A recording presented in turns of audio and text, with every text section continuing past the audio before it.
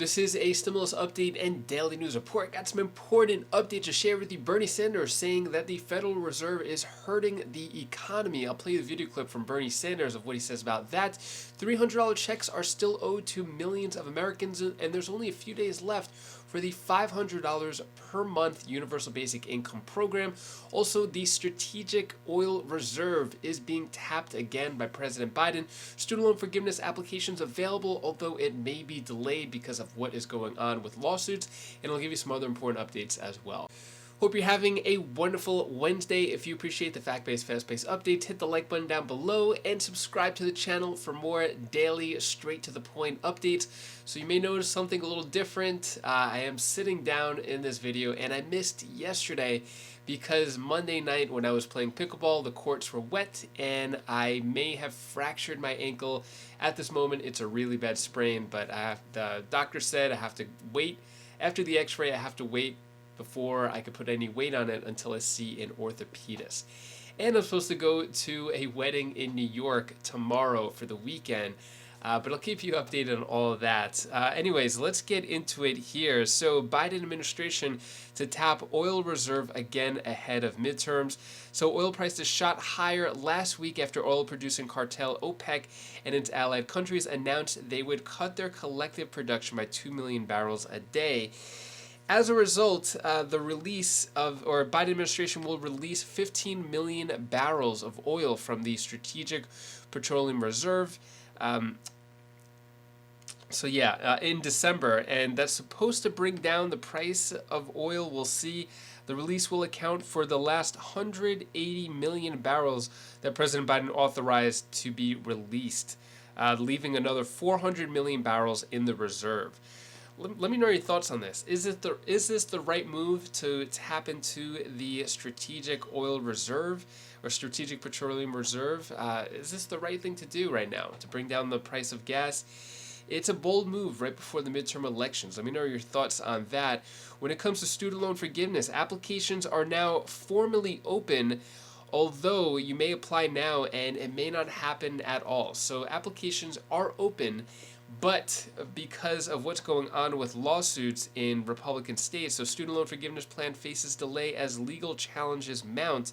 So yeah, we're seeing in I think it's 4 or 5 different states, six Republican-led states are having hearings and all that and lawsuits. So we're going to see what happens when it comes to student loan forgiveness, if it happens at all. They're saying that the earliest we'll find out is October 23rd if student loan forgiveness is actually going to happen. But it doesn't hurt to apply if you have student loans that you want forgiven.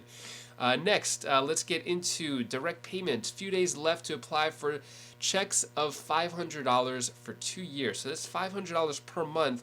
This is going on in Cook County, and it's going to pay 3,250 eligible families $500 per month, no strings attached, direct income for the next 2 years, and the applications close on Friday, October 21st. So if you are in Cook County or if you know anyone in Cook County, I think this is definitely worth applying for. $500 a month for 2 years. Applications end on Friday, October 21st, and millions of Americans still owed direct payments worth up to $300 under $1.8 billion pot when your money could arrive. So starting September 12th, Illinois started sending 2 forms of to cash to residents under a $1.8 billion pot. So these are direct payments worth up to $300, and as of October 17th, the Illinois Comptroller's Office confirmed the U.S. that 66% of rebates have been sent out. The property tax rebates worth $200 on average. So yeah, basically, I guess money is still going out. If you haven't got your Illinois stimulus checks or, property tax rebates, those are still going out. And Bernie Sanders saying the Federal Reserve is hurting the economy. Basically saying it wasn't the stimulus that hurt the economy, it's the Federal Reserve now that is hurting the economy. Take a look at his video clip right here in his interview. Senator Sanders joins me now. Senator, welcome back to Meet the Press. Good to be with you. Look, I want to focus on this was an op-ed you wrote about a week or so ago, and you've said this in other programs. So walk me through what you'd be doing right now if you're in one of these battleground races, you've said abortion rights should be front and center. How would you be talking about the economic issues? Well, number one, what the Supreme Court did was totally outrageous. It is women who should control their own bodies, not the government. Number two, too many people have fought and died to defend American democracy. We cannot let right-wing extremists undermine what is so important to this country, and that is the right of all people to participate in the political process. Thirdly, and terribly important, we live in a moment, Chuck, in which we see an economy where the people on top are doing phenomenally well while working people are struggling. You got more income and wealth inequality today than any time in the history of the United States. 3 people owning more wealth than the bottom half of the people in our society. That is insane. So what I think is Democrats should talk about the economy. I think they should contrast their views with the Republican positions. I believe, and most Democrats believe, that at a time when half our people live in paycheck to paycheck, we should raise the minimum wage to a living wage. No Republicans support that. I think we should make it easier for workers to join unions. Republicans don't support that. I believe that when you have billionaires not paying a nickel in some cases in federal income taxes, yeah, we should demand that the rich and large corporations start paying their fair share. Now, what Republicans are saying, Chuck, which is quite amazing to me, is that in the midst of these difficult economic times for seniors and for other people, you know what they say? We got to cut Social Security. We got to cut Medicare. We got to cut Medicaid. I think that that is grotesque, and I think Democrats have got to hold them accountable for those reactionary positions. Senator, do you accept the criticism that the American Rescue Plan passed in early 2021 contributed to the current inflation issue we're dealing with now? No, I don't. Inflation right now, as I'm sure you know, Chuck, is an international problem. In Germany, it is 10%. UK, it is 10%. Canada, it is 7%. Inflation globally is caused by the pandemic and the break in supply chain. It is caused by, in my view, the war in Ukraine, obviously, and it is also caused by incredible corporate greed. And I hope everybody understands that when you go to the gas tank, you fill up your car today, the oil companies are making huge profits. Yeah. The food companies are making huge profits. Prescription drug, high pharmaceutical industry making huge profits. We got to deal with that issue. Why do you think Republicans won't? By the way, right? We have a majority of economists now that believe a recession in the next 12 months is likely. First of all, do you think the Federal Reserve is currently helping or hurting the situation?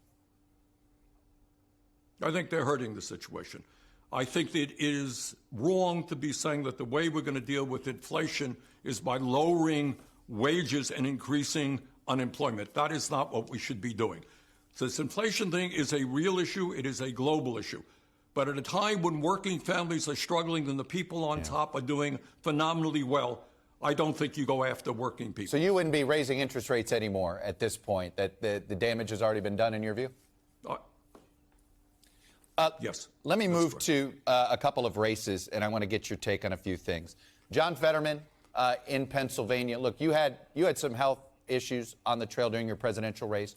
You were asked to release more of your medical records. You didn't release all of your records, but you did release quite a few letters from your doctors.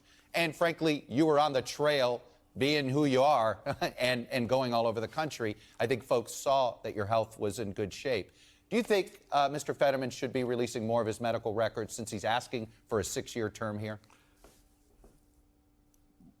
Well, Chuck, I don't know enough about John's medical situation, but I think the contrast is very clear. I do know John Fetterman. I've known him for years. And John is somebody who is going to be a real fighter for the working class of this country. He is prepared to take on the greed of corporate America, and I hope very much he joins us in the United States Senate. In Wisconsin, Mandela Barnes getting hit hard on the issue of crime. You've heard the phrase defund the police. He's not alone. A lot of Democrats are being hit with these ads. How would you be handling these attacks? Well, what Obviously it's not true, the attacks on him. I know that Mandela believes very strongly that we need good law enforcement, non-racist law enforcement, and I agree with him on that. I think at the end of the day, if we're going to solve the crime problem, if we're going to solve the terrible drug problem that we're seeing all over this country, we got to get at the root causes of those problems. That means we have a better educational system, that we make sure that our young people have the decent jobs that they need. Democrats are not spending a lot of resources and time on two races in particular, Ohio and Florida, those Senate races. Do you think that's a mistake? Look, I think that Mr. Ryan in Ohio is running a very strong campaign, and I've known him for years. And this is a guy who is prepared to stand up and has been prepared to stand up for working class people. And again, to me, Chuck, all over this country, the issue is pretty clear. Are you going to support a party that wants to give more tax breaks to the rich, cut Social Security, Medicare, or Medicaid? Or are you going to support people who are prepared to stand up for working people? Now, I'm not here to tell you that the Democrats are perfect. Believe me, they are not. But on virtually all of the issues, including climate change, the choice is pretty clear. Democrats are far, far more preferable in Florida, Ohio, all over this country. And I hope very much that we can retain control of both the House and the Senate. You know, Senator, you have not, during 2016 and in 2020, you made a big deal about wanting to court Trump voters. I'm curious your perspective on this now in an era where a majority of Republican voters think the 2020 election was stolen and that Joe Biden is somehow an illegitimate president. Are these voters still worth courting in your mind? Look, I think there are some extreme right-wing voters who are racists, who are sexist, who are homophobes, xenophobes. No, and I don't think you're going to ever get them. But I also think there are millions of people in this country, working class people, who look at Washington and they say, you know what, I'm falling further and further behind. I can't afford health care. I can't afford to send my kids to college. I can't afford the outrageous cost of prescription drugs. Who is listening to me? And I think what we need is a Democratic Party that has the guts to stand up to them and say, yeah, we're going to take on the greed of the insurance companies and the drug companies and Wall Street. And I think if we do that, some of those people, I'm not saying all, will say, you know what, I'm going to stand with the Democratic Party because on these economic issues, they're far preferable to right-wing Republicans. Senator Bernie Sanders, the independent senator from Vermont who does caucus with the Democrats. I imagine we're going to see you on the campaign trail a little bit in the next 3 weeks. Maybe we'll catch up with you again. What are your thoughts there? Do you agree, disagree with Bernie Sanders? And that is all the news that I have for you today to hopefully cheer you up a bit. Here's my daughter Bella's tip of the day. Hi, my name is Bella, and this is the tip of the day. Do you know what you should always know to do? Even though if you can't go travel or anything, you could always try to find something they could do in the area that you're at, or maybe you could probably go visit another state if you have a car or so, and you could go to different places, but it doesn't always have to be traveling to different countries and stuff. But oh my god, but whatever makes you happy, just do it. Bye. Thank you so much for watching. Appreciate your support. So I'm actually in a lot of pain. Not sure if you could tell. I'm really trying my hardest for this video. But yeah, it hurts a lot to sit down, to put any weight at all on my foot, due to my ankles. So yeah, yesterday in bed, rest, ice, compression, elevation all day. And it's barely able to sleep, so it's very painful. Never injured an ankle before, but it's super swollen like a baseball still, and black and blue. So yeah, I was just running, and I just rolled my ankle really bad though. That was a really bad roll. But anyways, thanks for sticking with me. Not sure how it'll go the next few days if I could do this, but I'm gonna try my hardest. And anyways, if you want to check out any of my other videos, click right up here, and I'll see you in the next video. Take care, be safe. Thank you for watching.